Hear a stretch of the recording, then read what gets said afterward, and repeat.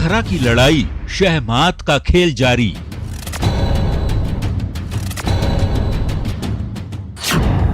Pilot गुट के विधायकों को फौरी राहत।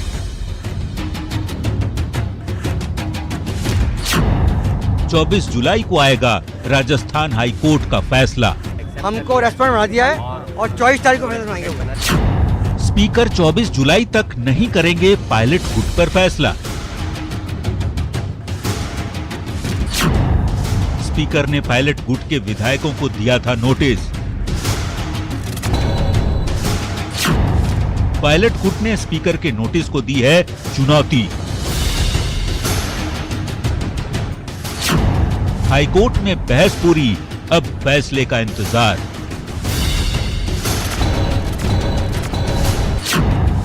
चौबीस जुलाई द जजमेंट डे।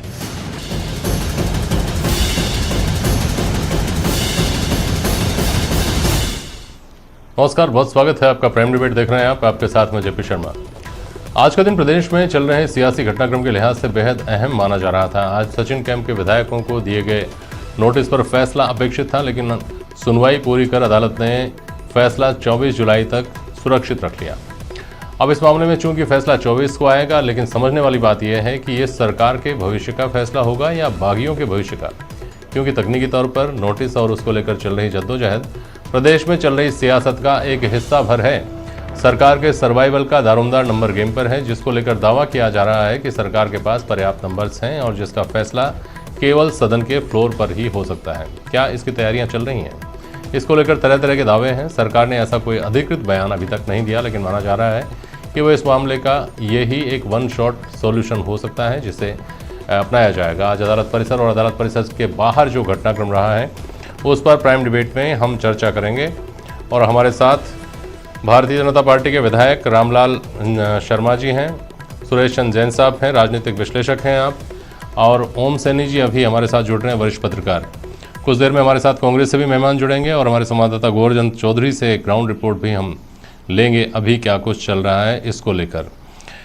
लेकिन पहले आपके पास आ रहा हूँ जैन साहब। शाम होते होते खबर आई जिसने चौंकाया कि सीपी जोशी पहुँचे हैं विधानसभा और उन्होंने वहाँ सुनवाई शुरू कर दी है। बाद में अपडेट हुई खबर कि उन्होंने इसको लेकर विधिवेत्ताओं की राय ली है। क्या मानकर चलते हैं किसी तरह की दूर दूर तक कोई ऐसी संभावना अब तक के घटनाक्रम से या इसकी जो पेचीदगियां हैं उसके मद्देनज़र कोई ऐसा लगता है कि इसमें कोई कन्फ्रंटेशन जैसी स्थिति भी आ सकती है? लगता नहीं है। नहीं, जैसा कि आज उच्च न्यायालय में सुनवाई का बाद में जब डिसीजन पेंडिंग हुआ और हाई कोर्ट ने, जैसा आपके पत्रकार ने बताया, कि रिक्वेस्ट करी स्पीकर साहब से कि 24 तारीख तक कोई फैसला ना करें, और स्पीकर के जो वहाँ नुमाइंदे थे, सेक्रेटरी विधानसभा या उनके जो वकील थे, उन्होंने इससे सहमति दिखाई। तो वो तो ये दिखा रहा है कि कहीं भी न्यायपालिका और विधायिका में कोई विरोधाभास या टकराव की स्थिति आने की संभावनाएं कम से कम 24 तारीख तक नहीं है। अब अभी आपने जो समाचार दिया कि बुला के उन्होंने राय करी है विधिवेत्ताओं की और उनकी, तो शायद उन्होंने 24 तारीख के निर्णय के बाद जो परिस्थितियां बनने वाली हैं उस संबंध में कोई राय करी हो सकती है। एक बात, क्योंकि जब उन्होंने कोई कमिटमेंट कोर्ट में कर दिया है तो निश्चित माने कि वो 24 तारीख तक उससे बदलने वाले नहीं हैं।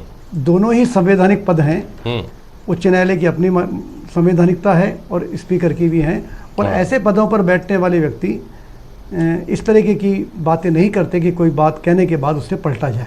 और ये जिस तरह का एक अनप्रेसिडेंटेड मामला है और आगे के लिए नज़ीर कायम करने वाला मामला माना जा रहा है, उसके लिहाज से ये भी समझ में आता है कि प्रत्येक पक्ष, चाहे वो पिटिशनर्स हों, चाहे वो रिस्पोंडेंट हों, चाहे वो हाई कोर्ट हो, चाहे वो स्पीकर हों, सब इसमें फूंक फूंक कर कदम रख रहे हैं इस पूरे मामले में। लेकिन रामलाल शर्मा जी को 24 तारीख से बहुत उम्मीदें हैं।